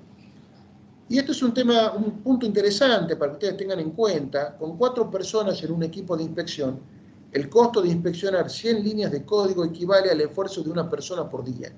Es decir, 4 equipos, tengo que analizar 1000 líneas de código, bueno, son 10 sueldos por día, básicamente. Los costos de las pruebas son muy variables y dependen del número de defectos del programa. Mientras mejor sea el equipo de desarrollo, menos defectos voy a tener. más barato va a salir mi sistema. Pero claro, al tener un muy buen equipo de desarrollo le tengo que pagar más. El esfuerzo requerido para la inspección de programas es menor a la mitad del que se requeriría para una prueba de defectos equivalentes. Algunas organizaciones han abandonado la prueba de componentes a favor de las inspecciones. Aquí es al revés, en vez de probar cómo cada componente va siendo probado, vamos a las inspecciones. Han comprobado que las inspecciones de programas son tan efectivas a la hora de encontrar errores que los costos de las pruebas de componentes no son justificables. Entonces directamente van a pruebas de inspección. Si pasan las inspecciones, listo, ni siquiera hacen las pruebas de componentes o las pruebas de sistema. Creen que las pruebas de componentes combinadas con las pruebas del sistema son la estrategia de verificación y validación más rentables.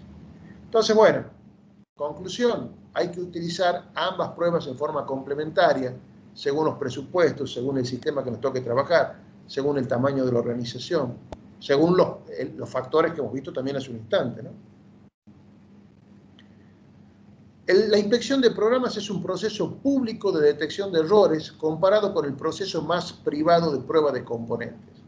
Prueba de componentes como la prueba de cada incremento, ¿no? Eso lo hace directamente el programador prácticamente, ¿sí? Prueba que ese componente no tiene errores. Mientras que la inspección de programas es un proceso público que lo hacen terceros.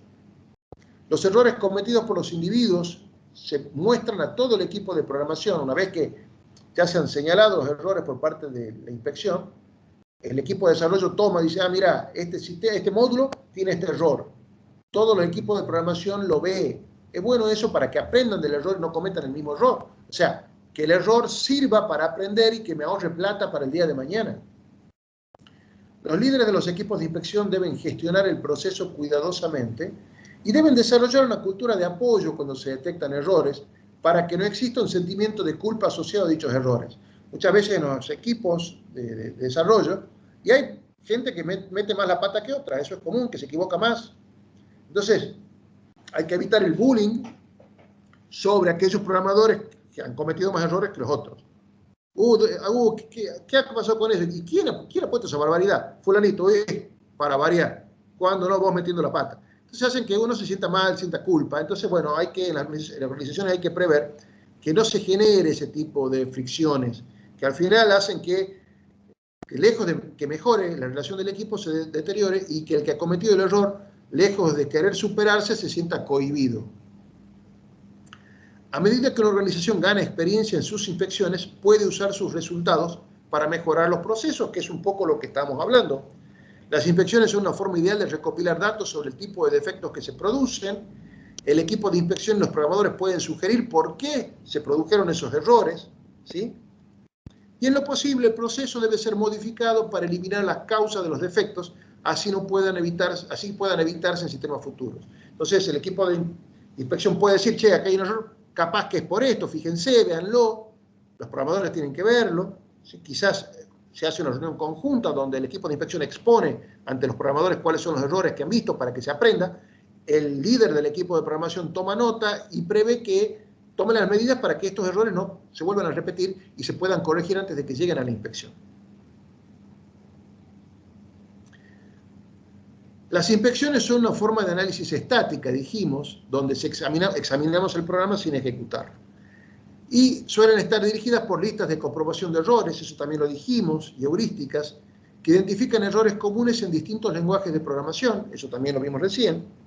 Para algunos errores y heurísticas es posible automatizar el proceso de comprobación de programas frente a estas listas, las cuales han propiciado el desarrollo de analizadores estáticos.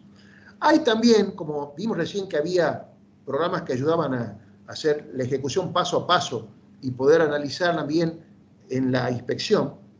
Hay también analizadores estáticos que me permiten, en un determinado desarrollo, en cierto lenguaje, ver si he cometido errores comunes en ese lenguaje, tanto en listas de errores como en listas de heurísticas, de partes lógicas que puedo haber cometido, que son comunes de cometer en ese lenguaje. O sea, me ayudan a encontrar errores, sistemas automáticos que me permiten encontrar errores en la programación.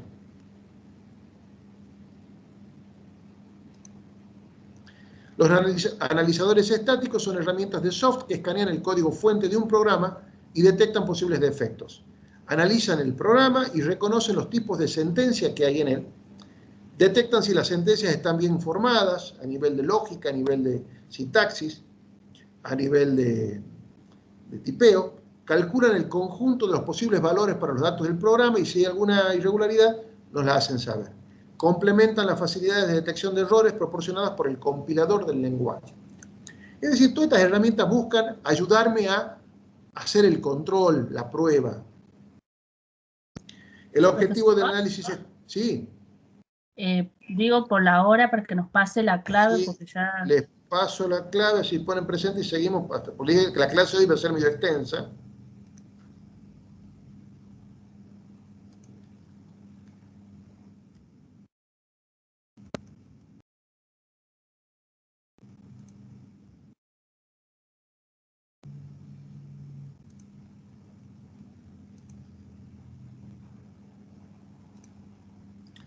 ¿Están viendo la contraseña? ¿La ven? Sí, profesor. Sí, profe, se la ve. No lleva acento, va con mayúscula.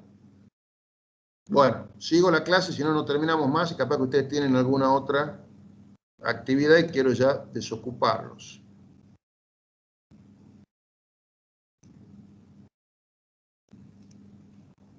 Bien. ¿Están viendo mi PowerPoint? Sí, estamos viendo.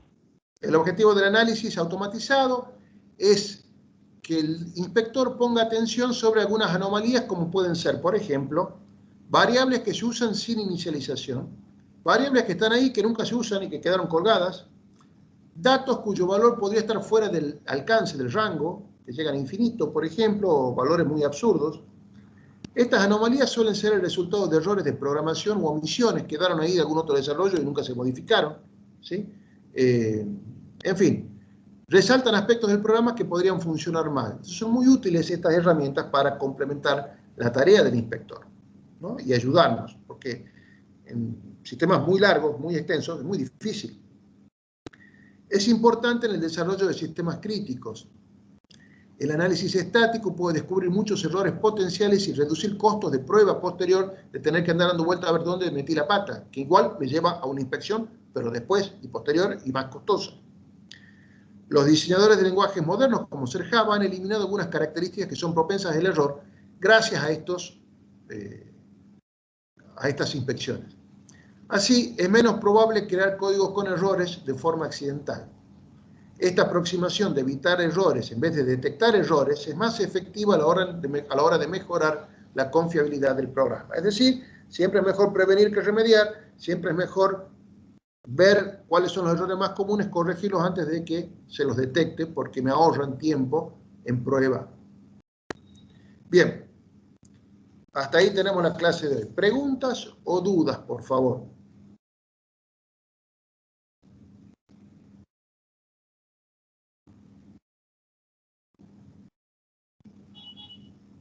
¿No hay dudas? No, profe, ninguna, la verdad, por mi parte. Bueno, listo. Entonces, quedamos así, chicos.